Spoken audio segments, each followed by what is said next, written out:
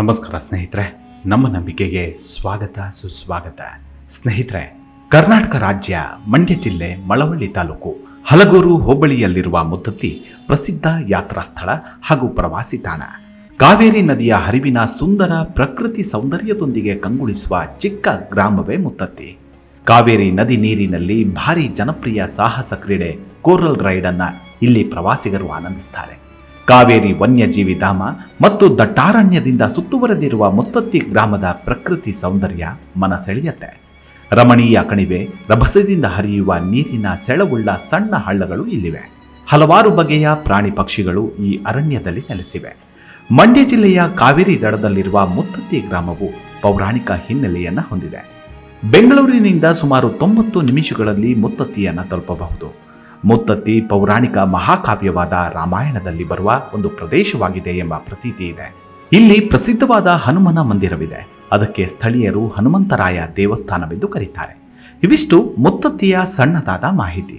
ಇವತ್ತಿನ ಎಪಿಸೋಡ್ನಲ್ಲಿ ಮುತ್ತತ್ತಿ ಕೇವಲ ಗ್ರಾಮವಾಗಿರದೆ ಪುಣ್ಯಕ್ಷೇತ್ರವಾಗಿದ್ದೇಗೆ, ಅದರ ಹಿಂದಿನ ಪೌರಾಣಿಕ ಕಥೆ ಏನು, ಅಲ್ಲಿ ನೆಲೆಸಿರುವ ಶಕ್ತಿಯಾದರೂ ಯಾವುದು ಅನ್ನೋದನ್ನು ಇವತ್ತಿನ ಎಪಿಸೋಡ್ನಲ್ಲಿ ತಿಳಿದುಕೊಳ್ತಾ ಹೋಗೋಣ. ಅದಕ್ಕೂ ಮುನ್ನ ನಮ್ಮ ನಂಬಿಕೆಗೆ ನಿಮ್ಮ ಬೆಂಬಲವಿರಲಿ. ಸ್ನೇಹಿತರೆ, ಮುತ್ತತ್ತಿ ಮೀಸಲು ಅರಣ್ಯದ ಕುರಿತಾಗಿ ಗಮನಿಸಿದಾಗ ಆ ವನ್ಯದಲ್ಲಿ ಹುಲಿ, ಚಿರತೆ, ಕರಡಿ, ಕಾಡೆಮ್ಮೆ, ಕಾಡುಕೋಣ, ಕಾಡುಹಂದಿ, ವಿವಿಧ ತಳಿಯ ಅಳಿಲು, ಜಿಂಕೆ, ಸಾಂಬಾರ್ ಮುಂತಾದ ಪ್ರಾಣಿಗಳು ಈ ಕಾಡಿನಲ್ಲಿ ನೆಲೆಸಿವೆ. ಮತ್ತೊಂದು ಪ್ರವಾಸಿ ತಾಣವಾಗಿರುವ ಭೀಮೇಶ್ವರಿ ಬಳಿ ಇರುವ ಮುತ್ತತ್ತಿ ಸುಂದರ ಪ್ರಾಕೃತಿಕ ಸೌಂದರ್ಯದೊಂದಿಗೆ ಚಾರಣ ಪ್ರಿಯರಿಗೆ ಸಂತಸ ಮೂಡಿಸುತ್ತೆ. ಅದಕ್ಕೆಂದೇ ಅತಿ ಹೆಚ್ಚಿನ ಪ್ರಮಾಣದ ಚಾರಣ ಪ್ರಿಯರು ಇಲ್ಲಿಗೆ ಬರ್ತಾರೆ. ಅರಣ್ಯ ಇಲಾಖೆಯ ಅನುಮತಿಯೊಂದಿಗೆ ಈ ಅರಣ್ಯದಲ್ಲಿ ಪ್ರವಾಸಿಗರು ಚಾರಣ ಕೈಗೊಳ್ಳಬಹುದು. ಇಲ್ಲಿರುವ ಸೋಲಿಗರ ಬೆಟ್ಟ ಸಮುದ್ರ ಮಟ್ಟದಿಂದ ಸುಮಾರು 1125 ಮೀಟರ್ನಷ್ಟು ಎತ್ತರದಲ್ಲಿದೆ. ಈ ಸೋಲಿಗೆರೆ ಬೆಟ್ಟದಿಂದ ಸುತ್ತಮುತ್ತಲಿನ ಪ್ರಕೃತಿ ಸೌಂದರ್ಯವನ್ನ ಕಣ್ತುಂಬಿಕೊಳ್ಳಬಹುದು. ಇಲ್ಲಿಂದ ಚಾರಣ ಮಾಡುತ್ತಾ ನಿಸರ್ಗಧಾಮವನ್ನ ನೋಡುತ್ತಾ ಭೀಮೇಶ್ವರಿ ಮತ್ತು ಸಂಗಮವನ್ನ ತಲುಪಬಹುದು. ಬೆಂಗಳೂರಿನ ಜನತೆಗೆ ಮುತ್ತತ್ತಿಯು ಅಚ್ಚುಮೆಚ್ಚಿನ ಪಿಕ್ನಿಕ್ ತಾಣ. ಪ್ರವಾಸಿಗರು ಇಲ್ಲಿ ಪ್ರಕೃತಿ ಸೌಂದರ್ಯ, ಕಾವೇರಿ ನದಿ, ಅರಣ್ಯ ಹಾಗೂ ಚಾರಣದಂತಹ ಸಾಹಸ ಕ್ರೀಡೆಯನ್ನು ಆನಂದಿಸುತ್ತಾರೆ. ಈ ದಟ್ಟಾರಣ್ಯದಲ್ಲಿ ವಿಹಂಗಮವಾಗಿ ಅಲೆದಾಡುವುದಕ್ಕೆ ನಾನಿದ್ದೀನಿ ಅನ್ನೋ ಅಭಯ ನೀಡುವಂತಿದೆ ಇಲ್ಲಿ ನೆಲೆಸಿರುವ ಆ ಶಕ್ತಿ. ಅಷ್ಟಕ್ಕೂ ಆ ಶಕ್ತಿ ಬೇರಾವುದೂ ಅಲ್ಲ, ಶ್ರೀ ಆಂಜನೇಯ ಸ್ವಾಮಿ ಮುತ್ತೆತ್ತರಾಯನಾಗಿರೋದು. ಶ್ರೀ ಆಂಜನೇಯ ಸ್ವಾಮಿ ಮೂರ್ತಿಯು ಮುತ್ತತ್ತಿಯಲ್ಲಿ ಭೂಮಿಯಿಂದ ಮೂಡಿದ್ದು, ಸದರಿ ಜಾಗದಲ್ಲಿ ಮೂಡಿರುವ ಮೂರ್ತಿಯನ್ನ ಭೂಮಿಯಲ್ಲೇ ಹೂತು ಹನುಮಂತನ ವಿಗ್ರಹವನ್ನ ಕೆತ್ತಿಸಿ ಪ್ರತಿಷ್ಠಾಪನೆ ಮಾಡಿದ್ದಾರೆ. ಆ ಜಾಗದಲ್ಲಿ ದೇವಸ್ಥಾನವನ್ನ 1986-87ನೇ ಸಾಲಿನಲ್ಲಿ ಸಾರ್ವಜನಿಕರ ಭಕ್ತಾದಿಗಳ ವಂತಿಕೆಯಿಂದ ಹಣ ಕ್ರೋಢೀಕರಿಸಿ ದೇವಸ್ಥಾನವನ್ನ ನಿರ್ಮಿಸಲಾಗಿದೆ. ಸದರಿ ಜಾಗದಲ್ಲಿ ನಿರ್ಮಿಸಿರುವ ಹನುಮಂತನು ಭಕ್ತಾದಿಗಳಿಗೆ ಅಭಯ ಹಸ್ತವನ್ನ ನೀಡುತ್ತಾ ನೆಲೆಸಿದ್ದರಿಂದ ಆ ಜಾಗವನ್ನ ಮುತ್ತತ್ತಿ ಎಂದು ಕರೀತಾರೆ. ರಾಮಾಯಣವನ್ನ ನೆನಪಿಸುವ ರಾಮ ಸೀತೆಯರ ಲೀಲಾವೈಭವವನ್ನ ಸಾರುವ ಹಲವಾರು ಕ್ಷೇತ್ರಗಳಲ್ಲಿ ಮುತ್ತತ್ತಿ ಕ್ಷೇತ್ರ ಕೂಡ ಒಂದು.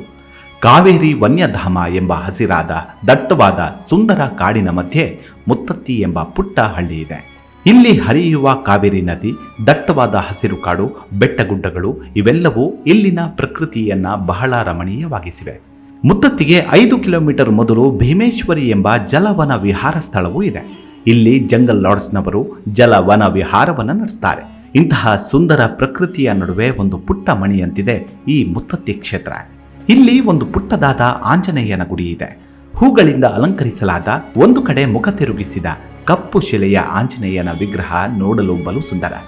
ಇಲ್ಲಿನ ಹನುಮಂತನಿಗೆ ಮುತ್ತೆತ್ತರಾಯ ಅಥವಾ ಮುತ್ತತ್ತಿರಾಯ ಎಂದು ಹೆಸರು. ಈ ಹೆಸರು ಬರಲು ಕಾರಣವಾದ ಕಥೆಯೇ ಇಲ್ಲಿನ ಸ್ಥಳ ಪುರಾಣ.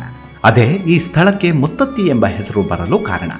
ತ್ರೇತಾಯುಗದಲ್ಲಿ ಶ್ರೀರಾಮ ಲಕ್ಷ್ಮಣರು ಲಂಕೆಗೆ ಹೋಗಿ ರಾವಣನನ್ನ ಕೊಂದು ಸೀತೆಯನ್ನ ಬಿಡಿಸಿಕೊಂಡು ಆಕೆಯೊಂದಿಗೆ ಅಯೋಧ್ಯೆಗೆ ಹಿಂದಿರುಗುತ್ತಿದ್ದಾಗ ಈ ಮಾರ್ಗವಾಗಿ ಹೋದರಂತೆ. ಆಗ ಅವರಿಗೆ ಈ ಸುಂದರ ಸ್ಥಳದಲ್ಲಿ ಸ್ವಲ್ಪ ಹೊತ್ತು ವಿಶ್ರಮಿಸಿಕೊಳ್ಳಬೇಕೆನಿಸಿ ಇಲ್ಲಿ ಸ್ವಲ್ಪ ಕಾಲ ನೆಲೆ ನಿಂತರು. ಇಡೀ ಕಪಿಸೇನವು ವಿಶ್ರಮಿಸಿಕೊಳ್ಳತೊಡಗಿತು. ಸೀತೆಗಂತೂ ಈ ಸ್ಥಳ ಬಹಳ ಅಚ್ಚುಮೆಚ್ಚಾಯಿತು.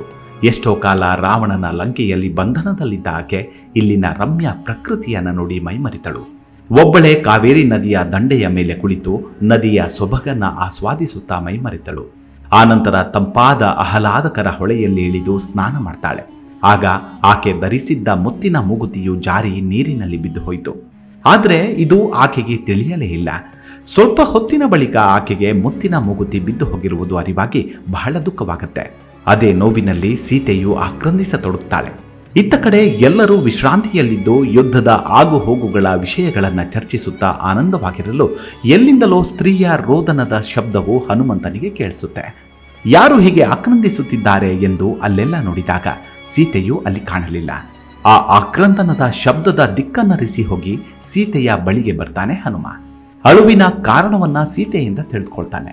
ಆಗ ಹನುಮ ಇಷ್ಟೇ ತಾನೆ ಎಂದು ಇದೀಗ ಆ ಮೂಗುತಿಯನ್ನ ಹುಡುಕಿ ತರುತ್ತೇನೆ ಎಂದವನೇ ನದಿಯಲ್ಲಿ ತನ್ನ ಬಾಲವನ್ನ ಇಳಿಬಿಟ್ಟ. ಆ ಬಾಲವನ್ನ ನೀಳವಾಗಿ ಬೆಳೆಸಿ ನದಿಯಲ್ಲೆಲ್ಲ ಶೋಧಿಸಿ ಕೊನೆಗೂ ಮುಳುಗಿದ್ದ ಆ ಮುತ್ತಿನ ಮೂಗುತಿಯನ್ನ ಮೇಲೆತ್ತಿ ಸೀತೆಗೆ ಕೊಟ್ಟ. ಆಗ ಸೀತೆಯು ಬಹಳ ಸಂತೋಷಗೊಂಡು ಹನುಮಂತನನ್ನ ಮುತ್ತೆತ್ತರಾಯ ಎಂದು ಹರಸಿದ್ಲು. ಅಂದಿನಿಂದ ಹನುಮಂತನಿಗೆ ಮುತ್ತೆತ್ತರಾಯ ಎಂಬ ಹೆಸರಾಯಿತು.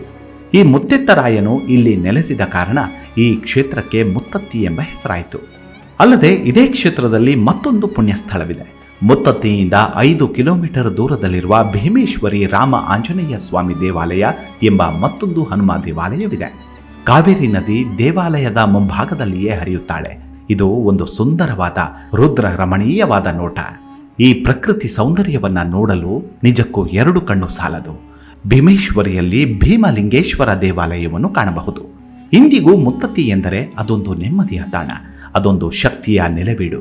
ಇಡೀ ಕರ್ನಾಟಕ ಮಾತ್ರವಲ್ಲ, ದೇಶ ವಿದೇಶದಿಂದಲೂ ಪ್ರಯಾಣಿಕರು ಯಾತ್ರಾರ್ಥಿಗಳು ಇಲ್ಲಿಗೆ ಆಗಮಿಸಿ ಪ್ರಕೃತಿ ಸೊಬಗನ್ನ ಆಸ್ವಾದಿಸಿ ಧನ್ಯರಾಗ್ತಾರೆ. ನಿಮಗೂ ಸಮಯ ಸಿಕ್ಕರೆ ಈ ಪುಣ್ಯ ಕ್ಷೇತ್ರಕ್ಕೊಮ್ಮೆ ಭೇಟಿ ನೀಡಿ. ಮುಂದಿನ ಎಪಿಸೋಡ್ನಲ್ಲಿ ಮತ್ತೆ ಸಿಗೋಣ.